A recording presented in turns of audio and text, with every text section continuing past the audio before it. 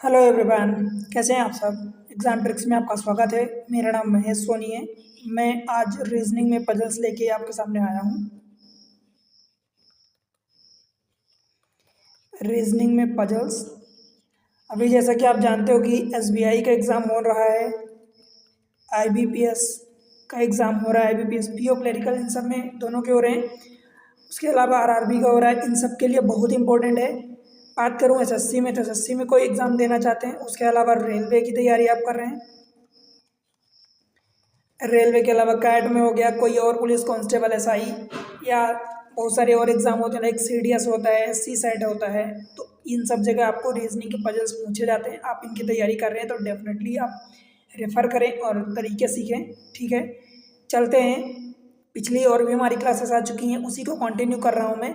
तो अब हम चलते हैं। अगर आप चैनल पर नए हैं तो वीडियो को लाइक करके चैनल को सब्सक्राइब जरूर करें, शेयर कर दें अपने सारे दोस्तों के साथ। देखो, हम चलते हैं क्वेश्चन पर अपने डायरेक्ट और बिना देरी करते हुए।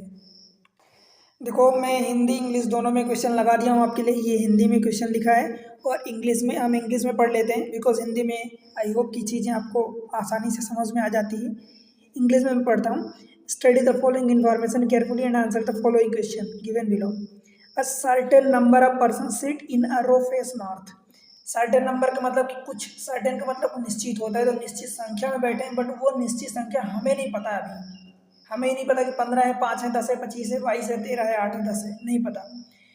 ऐसा ही क्वेश्चन जब आता है कि सर्टेन नंबर ऑफ पर्सन, मतलब आपको एक कोई गिनती नहीं दी है, आपको वो केस बनाना पड़ेगा। केस के अकॉर्डिंग आपको पता चलेगा कि भाई कितने उसमें पर्सन है, गिनती गिननी पड़ेगी। फिर जब आप पूरा केस कंप्लीट कर लोगे, फिर आप गिनती गिनोगे कि भाई इसमें कितने टोटल नंबर ऑफ पर्सन बैठे हैं। राइट। तो सर्टेन का मतलब निश्चित होता है, और निश्चित हैं वो वेरिएबल नहीं है, बट हमें नहीं पता कि वो कितने हैं। ठीक है। Certain number of person sitting in the row, और सभी के सभी नॉर्थ की ओर फेस कर रहे हैं। P sit 6 to the left of T. देखो, अब हमें केस बनाना पड़ेगा, तो मैं यहाँ बनाता हूँ केस और उसके अकॉर्डिंग अपन क्वेश्चन करेंगे। देखो कोई क्या बोल रहा है, P sit 6 to the left of T. मैं यहाँ पर लिख रहा हूँ पी को, और जो टी के 6th लेफ्ट में। अब भाई 6th लेफ्ट का मतलब ये हो गया कि उनके बीच में 5 लोग बैठे हैं। तो देखो मैं बैठा रहा हूँ 1 2 3 4 5, और ये हो गए टी। समझ आया इतना। P sit 6 to the left of T, who sit immediately to the right of S. अब टी के लिए बोला है कि who sit immediately to the right of S, तो टी जो है एस के इमिडिएट राइट में है, तो मैं एस को यहाँ बैठा दिया। बोलो भाई, कोई दिक्कत है यहाँ तक? नहीं ना, आई होप कि नहीं है। आगे, 7 person seat between S and के। अब एस और के के बीच में 7 पर्सन है, तो भाई एस के इधर भी के बैठ सकता है, एस के इधर भी बैठ सकता है। कोई इन्फॉर्मेशन नहीं दिया है, तो यहाँ से अब दूसरा केस बनाना पड़ेगा हमें। दूसरा केस का मतलब कि अब मान लो कि 7 पर्सन सीट बिटवीन, इनके बीच में 7 पर्सन बैठे हैं एस और के। तो मैं गिनती गिनता हूँ। देखो, एस के अगर राइट में बैठाता हूँ तो 1 2 3 4 5 6 7, 2 3 3 6 और एक टी 7, और यहाँ पर के बैठ जाएगा। और अगर मैं इधर बैठा हूँ, मान लो ये एस टी तक तो केस था, 1 2 3 4 लोग बैठे थे, ये पी था। एस और के मैं इधर लेफ्ट में बैठाता हूँ के को, तो 1 2 3 4 5 6 7, अब यहाँ पर के बैठेगा। बताओ भाई, यहाँ तक कोई दिक्कत है क्या? आपको ऐसे ही केस बनाना पड़ेगा। अब आगे बढ़ते हैं। N sit fourth to the right of K. अब के फोर्थ राइट में बैठेगा के, इसका मतलब क्या हुआ कि भाई उसकी उन दोनों के बीच में 3 बंदे बैठे हैं। N sit fourth to the right of K right में फोर्थ बैठा एन, इसका मतलब एन और के बीच में 3 है। तो देखो 1 2 3 ये हो गए, अब एन यहाँ आ गया। अगर मैं इस केस को लेता हूँ तो इन दोनों के बीच में 3 बंदे, तो इसके राइट में एन बैठा है, तो 1 2 3 यहाँ हो गया, तो एन यहाँ पर आ जाएगा। बताओ भाई, कोई दिक्कत है क्या? आगे बढ़ते हैं। The number of person seat between T and N is one more than the number of person seat between P and L. मतलब टी और एन के बीच में जो है वो एक ज़्यादा बैठे हैं। T and N is one more than the number of person seat between P and L. P और एल के बीच में अगर एक्स बैठे हैं तो टी और एन के बीच में एक्स प्लस 1 बैठेंगे, वन मोर देन। यही बोल, देखो, the number of person seat between T and N is one more than the number of person seat between P and L. ठीक है, क्लियर है यहाँ तक? आगे बढ़ते हैं। Q sit 6th to the left of L and 7th from one of the extreme end. Q जो है 6th to the left of L, L के सिक्स लेफ्ट में बैठा है। भाई टी और एन यहाँ है, तो टी और एन का ये दोनों केस देखो। अब टी और एन के बीच में यहाँ पहले लोग गिनो कितने हैं, और एक ये वाला केस देखो, टी और एन के बीच में जितने लोग बैठे देखो, 1 2 3 4 5 6 7 और ये 3 10। टी और एन के बीच में 10 लोग बैठे हैं, क्लियर है। तो पी और एल के बीच में एक कम, यानी कितने बैठेंगे भाई, 9 लोग बैठेंगे। तो पी और एल के बीच में 9 लोग बैठा दो। अब देखो पी और एल के बीच में 9 लोग बैठाओगे तो भाई एल इधर भी हो सकता है पी के, और एल इधर भी हो सकता है। तो ज़्यादा चांस है कि भाई देखो, बिकॉज इतने ही लोग काफ़ी हो गए हैं, अब अगर मैं इधर बैठाऊंगा तो और ज़्यादा हो जाएगा, राइट। एल सिट यहाँ पर आगे देखो, L sit to the right of P. अब एल जो है पी के राइट में बैठा है, तो यहाँ पर ये इन्फॉर्मेशन हमारे काम की आ गई कि एल जो है पी के राइट में बैठा है, तो मुझे राइट में बैठाना पड़ेगा। बट ध्यान रहे पी और एल के बीच में 9 लोग होंगे, क्यों, बिकॉज टी और एन के बीच में 10 लोग हैं। एक बार फिर से गिन लो, 2 2 4 2 6 1 7 3 10, 10 लोग यहाँ बैठे हैं। x + 1 की वैल्यू 10 है, तो x की वैल्यू 9 होगी, और l को आपको p के राइट में बैठाना है। तो 1 2 3 4 5 6 7 8 9 लोग यहाँ बैठ गए, और यहाँ पर आप l को बैठाओगे। समझ आया। ऐसे ही इधर भी आप देखो, इस वाले केस में, ये तो पहला केस है, दूसरे केस में भी देख लो, p और n, t और n के बीच में कितने बैठे हैं, 1 2 3 4 लोग बैठे हैं, 3 और 1 4, ये n है। तो t और n के बीच में अगर 4 लोग बैठे हैं, तो भाई इधर अगर 4 लोग बैठे हैं तो इधर 3 लोग बैठेंगे p और l के बीच में। तो p और l के बीच में 3 लोग, पर l जो है p के राइट में होगा, तो 1 2 3, तो यहाँ पर ये l बैठेगा। क्लियर हुआ। अब ये 2 लोग बचे, ये l ये वाला है, ठीक है। 1 2 3, p और l के बीच में 3 लोग बैठे हैं। समझ आई इतनी बात। q sit 6 to the left of l, q जो है l के 6th लेफ्ट में, मतलब उसके लेफ्ट में तो है, बट उन दोनों के बीच में, q और l के बीच में 5 लोग बैठे होंगे, यही बोला 6 का मतलब एक कम। तो इधर देखो 1 2 3 4 5, तो यहाँ पर q को बैठाओगे। समझ आया। और अगर इस केस को लेते हो तो 1 2 3 4 5, तो q को यहाँ बैठाओगे। बोलो भाई कोई दिक्कत है क्या। बिल्कुल नहीं होनी चाहिए, मैं एक एक पॉइंट क्लियर कर रहा हूँ, तो वैसे ही एक एक पॉइंट क्लियर करना। q sit 6 to the left of l, यहाँ तक क्लियर है, दोनों में बन गया। And 7th from one of the extreme end, अब किसकी बात कर रहा है, q की बात कर रहा है। q 7th from one of the extreme and, यही बोल रहा है। तो एक्सट्रीम एंड से 7th, अब q यहाँ है तो भाई राइट साइड से तो 7th नहीं हो सकता, राइट साइड से 7th तो नहीं हो सकता, तो इस केस में लेफ्ट से होगा। अब 7th का मतलब जब इसकी खुद की 7वीं पोजीशन है 7th है, इसका मतलब इसके लेफ्ट में 6 लोग बैठे हैं। 1 2 3 4 तो ऑलरेडी है, मतलब 2 लोगों को और मैं बैठा दूँ। अब ये लाइन यहाँ से खींच दिया, मतलब इसके पहले नहीं बैठेंगे, ठीक है।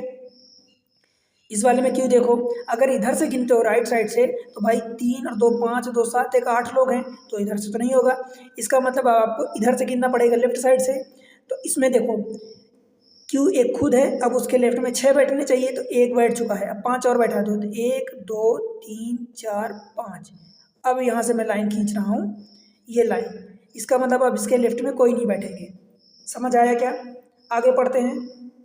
Are sit second to the left of N, N के सेकेंड लेफ्ट में आर है, मतलब उन दोनों के बीच में एक बंदा बैठा है, तो एन के सेकेंड लेफ्ट में आर यहाँ होगा, एक बंदा बैठा है।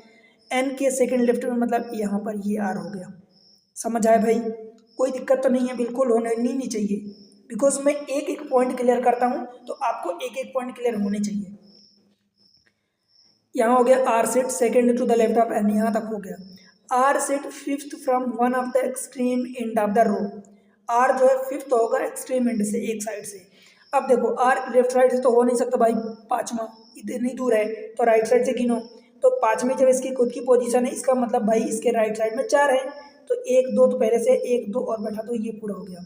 अब आर इधर है, अब आर ना तो इधर से पाँचवा है, ना ही इधर से पाँचवा है, बताओ, यही बोला ना, R is one of fifth, R sit fifth from one of the extreme end. इधर से गिनोगे तब भी 1 2 3 2 5 और 2 7 1 8वां हो रहा है, इधर से भी कहीं ज़्यादा हो रहा है, तो ये केस तो पूरा हट गया। अब हमारे पास एक ही केस बचा। समझ आया। अब इसमें नंबर ऑफ पर्सन हम गिन लेते हैं, हो सकता है क्वेश्चन में पूछते कितने, जनरली पूछ ही देता है। अगर सर्टेन नंबर ऑफ दिया है, एक अननोन नंबर ऑफ पर्सन दिया है, तो वो क्वेश्चन में पूछ ही देता है उस केस को। समझ आया? अब इस पर भी चाहे आपसे 2 क्वेश्चन पूछे, चाहे 5 क्वेश्चन को पूछे, चाहे 3 क्वेश्चन, चाहे 4 क्वेश्चन, और कई बार 4 से 5 क्वेश्चन पूछता है ऐसे केस में। गिनो पर्सन कितने हैं? 1 2 3 4 5 6 7, 2 9 1 10 और 3 13 और 3 16, 3 19 और 3 22, तो टोटल 22 पर्सन इसमें बैठे हैं।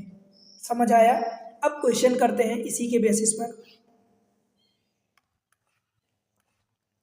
देखो क्वेश्चन पूछ रहा है if P is related to Q and same way K is related to N। जिस तरीके से P Q से रिलेटेड है एंड K N से रिलेटेड है, then who among the following person is related to L। देख लेते हैं P Q K N। देखो P Q से रिलेटेड है, P Q से रिलेटेड है, और K N से K L से रिलेटेड है, K L से K N से, ओके के एन से। तो के एन से रिलेटेड देखो पी और क्यू के बीच में 3 लोग बैठे हैं, के एन से रिलेटेड है तो इन दोनों के बीच में 3 लोग बैठे हैं। तो अब आपसे कौन से पूछ रहा है, then who among the following person is related to L. L से कौन रिलेटेड है? तो भाई एल को देख लो, एल यहाँ है, और एल और किसके बीच में 3 लोग बैठे हैं, तो एल इससे रिलेटेड है टी से, 1 2 3। ठीक है, एक चीज हमेशा ध्यान देना कि भाई किसकी बात कर रहा है, एल के राइट साइड की तो बात नहीं कर रहा है कि लेफ्ट साइड की बात कर रहा है। आपको इस क्वेश्चन को समझना होगा। देखो P is related to Q, K is related to N। समझ आया?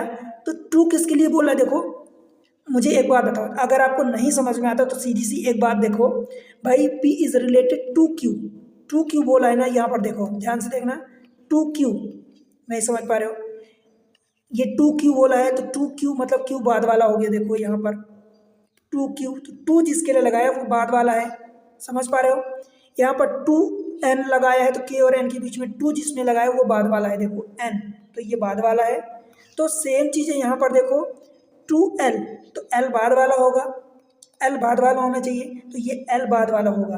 तो बाद वाला अगर ये है तो उसके 3 पर्सन का गैप देके कौन है, तो वो T है। समझ आया? तो वो T होगा, 2 जिसके साथ लगा है वो बाद वाला है। ऐसा मत कर देना कि इधर वाला कर देना, ठीक है भाई? तो इसका आंसर T हो जाएगा, ऑप्शन E। समझ आया? देखो मैं तरीका बता रहा हूँ, अगर कभी ये 2 वाला पहले है, मान लो अब 2 का मतलब ये कि रिलेशन पूछ रहा है कि वो जो भी रिलेटेड है वो उसमें से एक नहीं है, तो ये आपको देखना है कि भाई 2 पहले वाला आ रहा है कि 2 बाद वाला आ रहा है। पकड़ लो, कोई एक पॉइंट हो गया, बस आपका क्वेश्चन हो जाएगा। अगला question, what is the position of Q with respect to R। Q की पोजीशन R के रिस्पेक्ट में क्या है? देखो Q कहाँ है, हमारा Q यहाँ पर है। Q की पोजीशन R के रिस्पेक्ट में कहाँ पर है? देखो इनके बीच में पर्सन गिनो, 1 2 3 4 5 6 7 8 9 10 पर्सन इनके बीच में है। मतलब Q जो 11th लेफ्ट में होगा, 11वां लेफ्ट में होगा, ठीक है? तो कौन सा होगा? 11वां लेफ्ट में, 11th टू द लेफ्ट, मतलब ये ऑप्शन सी हो जाएगा। 10 क्यों नहीं किया भाई? 10 तो लोग उनके बीच में हैं। हम क्या करते हैं क्वेश्चन में कि उनके बीच में जितने बंदे हैं एक उसकी पोजीशन कम या ज़्यादा होती है, और अगर उनकी पोजीशन जितनी है, सेकंड लेफ्ट बोले तो उनके बीच में एक बंदा रखते हैं, फिफ्थ लेफ्ट बोलता है तो उनके बीच में 4 बंदे रखते हैं। समझ आया? तो इस तरीके से how many person sit in the row. देखो ये क्वेश्चन पूछ दिया, 22 पर्सन हमने निकाला था, ये देखो ये रहा 22 पर्सन। समझ आया? तो ये गिनती गिन लो, 22 पर्सन इनके बीच में है। ठीक भाई, बन जाएगा, बताओ कोई दिक्कत तो नहीं है? चलो एक और केस पढ़ते हैं।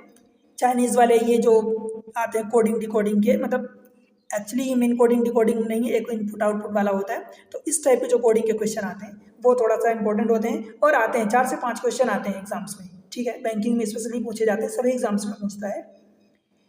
ये हिंदी में दिया है और ये इंग्लिश में दिया है। Study the following arrangement carefully and answer the following given question below in a certain code language. देखो स्मार्ट ब्रेन विन रेस को ये कोड किया है, इसको ये कोड किया है, और इन 4 को ये कोड किया है, इन 4 को ये कोड किया है। जनरली 4 के ही कोड देता है, ठीक है? जनरली 4 के कोड देता है, और 4 को 4 ही लाइन में देता है। जनरली 3 लाइन में भी दे सकता है, पर जनरली 4 की कोड देता है और 4 लाइन में देता है। 3 में दे देगा तो आपके लिए उतना ही आसान हो जाता है। देखो हमारे लिए क्या होता है कि भाई इनमें इधर का मान देख लो, इनमें एक मतलब कि पहली मान लो लाइन हो गई, दूसरी लाइन, तीसरी लाइन, चौथी लाइन। पहली दूसरी में देख लो, दूसरी तीसरी में देख लो, पहली तीसरी में देख लो, पहली चौथी में देख लो, तीसरी चौथी में, दूसरी चौथी में, सब में जहाँ जहाँ कॉमन कुछ भी हो सकता है उसको कॉमन लेके और उनकी कोड अलग अलग लिखते जाओ। देखो अगर मैं पहले स्मार्ट ब्रेन विन रेस को देखूं, ब्रेन रन वेरी फास्ट, पहले दूसरे में देखो कॉमन क्या है। स्मार्ट देखो यहाँ पर है, यहाँ पर है क्या, नहीं है। ब्रेन है, यस ब्रेन है। विन है, विन नहीं है। रेस है, रेस भी नहीं है। मतलब एक पहली और दूसरी लाइन में एक कॉमन मिला, वो है ब्रेन। तो ब्रेन का मुझे क्लियर हो गया कि एक ही अगर कॉमन है तो ब्रेन का इधर भी देख लो एक ही कॉमन होगा। देखो इधर एल के जी टी मुझे कॉमन दिख गया, मतलब ब्रेन का जी टी हो गया। समझ आया, ब्रेन का मुझे क्लियर पता चल गया। अब ब्रेन का काम तो हो गया। अब उसके अलावा अब आगे देखो, अब दूसरे और तीसरे में देखो भाई, brain run very fast, fast तो ये हो गया, देखो फास्ट यहाँ पर है, कार नहीं है, विन तो विन भी सेकंड में नहीं है, ट्रॉफी भी नहीं है, मतलब एक फिर से मिला फास्ट। ठीक है, फास्ट मिल गया तो यहाँ पर आप लिखोगे फास्ट। और फास्ट का सेकंड थर्ड में देखो कॉमन क्या है, तो सेकंड थर्ड में भाई जी टी नहीं है, हो चुका है, टी आर नहीं है, यू भी नहीं है, एम के है, यस एम के, तो इसका फास्ट का एम के हो गया। बताओ भाई क्लियर है। अब देखो आप अपना काम आसान बनाने के लिए भाई देखो, ब्रेन और फास्ट का तो दो हो गया ना, सेकेंड वाले से दो कोड निकल गए, ब्रेन और फास्ट का निकल गया। अब क्या बचा, रन और वेरी बचा, तो मैं रन और वेरी को ये लिख देता हूँ ताकि हमारा काम आसान हो जाए। रन और वेरी के देखो जी टी और एम के हो गया, एम के हो गया, जी टी हो गया, टी आर यू भी बचा, टी आर यू भी बचा। देखो अभी मैं ये लिख दिया हूँ पर मुझे नहीं पता कि रन का ये है कि ये है, वेरी का ये है कि ये है। ठीक है, आगे देखेंगे। अब पहले वाले में देखो भाई, तो अब आप देखोगे कि रन वेरी, तो इसमें अब सेकंड थर्ड वाले में देखो फास्ट का हो चुका है। ठीक है, और एक विन आया था, तो पहले और तीसरे में देख लो कॉमन, तो भाई पहले तीसरे में देखो स्मार्ट तो हमारा काम अभी नहीं हुआ, स्मार्ट पहले में है तीसरे में नहीं है। ब्रेन का हो ही चुका है काम, बिन का देखो तो बिन है, पहले में है तीसरे में है। रेस भी नहीं है, मतलब पहले और तीसरे में सिर्फ एक ही कॉमन है, वो है विन।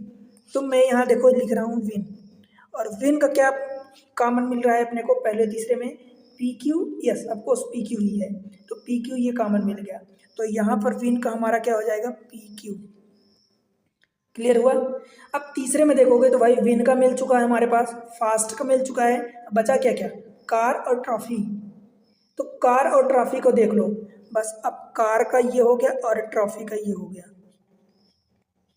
अब हमारे पास तीसरे वाले में क्या क्या बचा है, देखो फास्ट का हो चुका है और ये विन का हो चुका है, मतलब पी क्यू हो चुका है फास्ट में एम के हुआ और विन में पी क्यू हुआ, मतलब ये दोनों हो गया। सी डी बाई ये बचा, तो इन दोनों में से किसी का एक का सी डी होगा और एक का बाई ये होगा।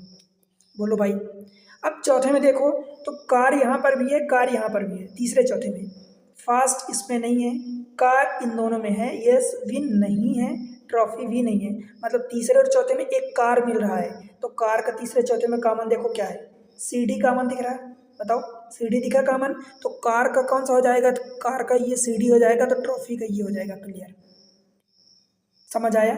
मतलब अगर एक का इन दोनों में से क्लियर हुआ कि एक का ये हुआ तो भाई बचा हुआ दूसरे वाले का हो जाएगा। इतनी बात समझ आई क्या। अब इसमें देख लो तीसरे वाले में अगर आप उठाओगे तो भाई आपको फास्ट का भी मिल चुका है, देखो ये फास्ट का हो चुका है, कार का भी हो चुका है, विन का भी हो चुका है। अब बचा ट्रॉफी, तो ट्रॉफी का अभी एक ही बचेगा, तो वो बचा हुआ वाला ट्रॉफी का हो जाएगा। और कौन सा बचा देखो इसमें, बाई हो चुका, सी डी एम के पी क्यू, क्या बचा ट्रॉफी का, अच्छा ट्रॉफी का ये बाई हो गया पहले से ही, तो ये हमें लिखने की भी जरूरत नहीं है, मतलब तीसरे का पूरा काम हो चुका है। समझ आया, ट्रॉफी का भी हो चुका है, ट्रॉफी विन कार फास्ट हो गया। अब सेकेंड वाले में चलते हैं, इसका कौन सा बचा है भाई, ब्रेन का हो चुका है, right. Run very fast, fast का भी हो चुका है, रन वेरी का बचा है, तो रन वेरी का भी क्लियर नहीं है। पहले वाले में देखो तो स्मार्ट का हो चुका है, नहीं हुआ अभी, तो ये स्मार्ट का देख लो अगर कुछ मिल जाता है तो, स्मार्ट का हो गया, ब्रेन का हो चुका है, ब्रेन का हो गया, विन का भाई हो चुका है, विन कहाँ है, ये विन का हो चुका है, रेस का बचा, तो यहाँ लिख दो रेस। अब रेस कहीं और है क्या, रेस इसमें नहीं है। अब इसमें देखो क्या क्या बचा है भाई, जी टी हो चुका है और पी क्यू हो चुका है, जेड एस और एल के और जेड एस, ये दो चीज़ें हैं। यहाँ पर थोड़ा सा जगह इधर हो गई तो मैं इसको अच्छे से लिख देता हूँ, स्मार्ट रेस को।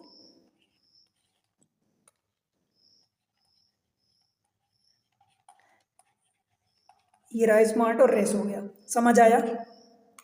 अब भाई स्मार्ट और रेस का ये दो चीज़ें आ गई कि इनमें से ये हो गया। देखो इसका क्लियर था इसलिए हमने इसको बना दिया, पर अभी हमें इन चीज़ों का नहीं क्लियर है।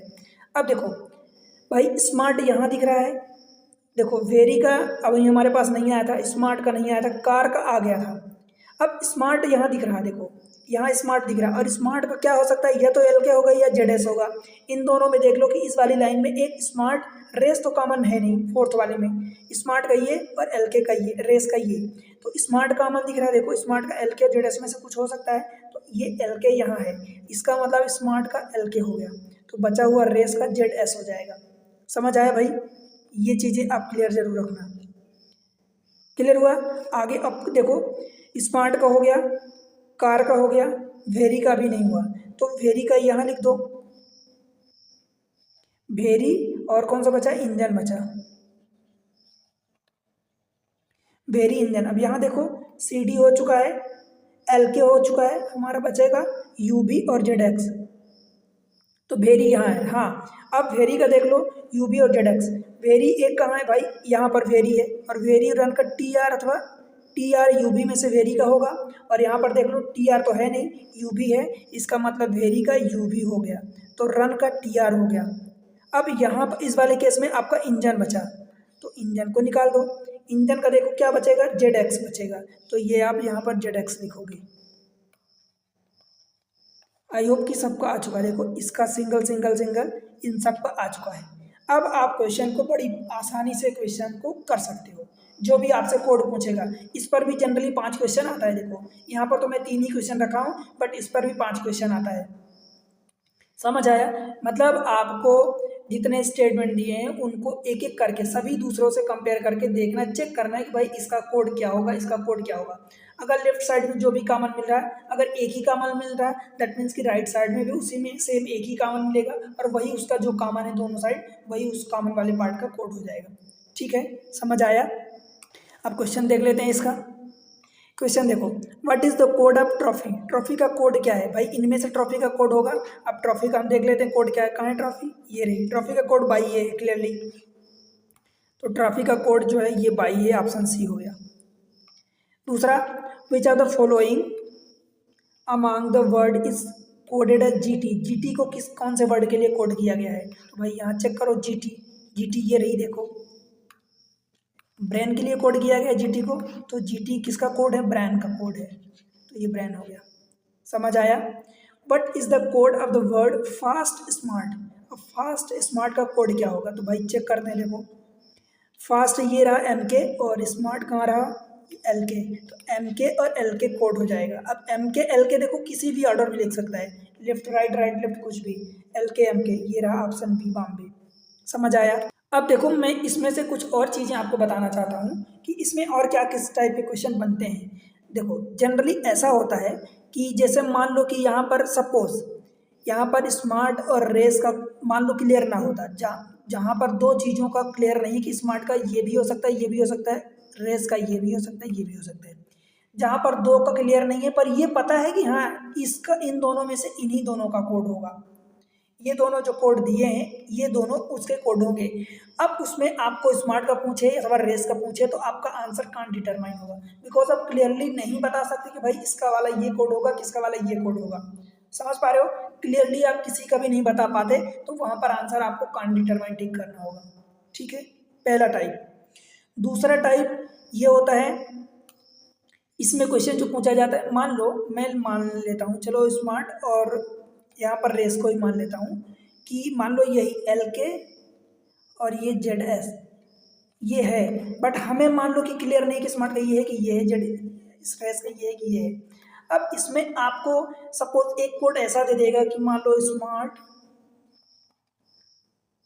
स्मार्ट और राम दे दिया, चलो मान लो कि राम, तो अब उसका कोड दे देता है मान लो जेड एक्स और पी एक्स, ऐसा दे देते हैं, मान लो क्वेश्चन समझा रहा हूँ।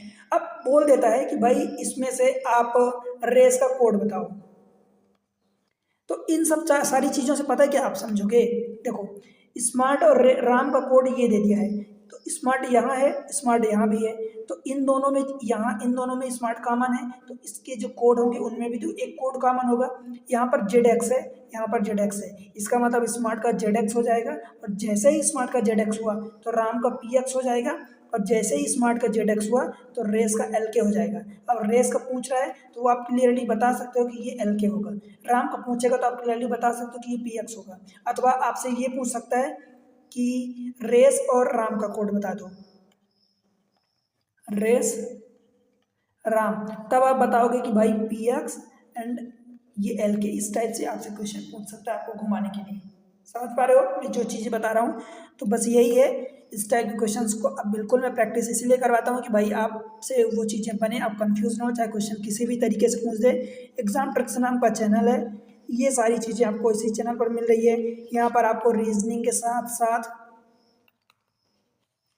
DI की भी क्लासेस में मिल रही हैं। उसके अलावा बहुत ही इंपॉर्टेंट तरीके से पढ़ाया गया है क्वांटिटेटिव सेक्शन, क्वांट सेक्शन जिसको आप मैथ्स बोलते हो, वो बहुत अच्छे से पढ़ाया गया है। भाई आप देखो, सच में अगर मज़ा ना जाए तो बताना, इस तरीके से क्वांट को पढ़ाया गया है कि वहाँ पर ट्रिक कितने तरीके से हो सकती है, कितना आप आसानी से याद रख सकते हो, वो सारी चीज़ें आपको वहाँ पर अवेलेबल है।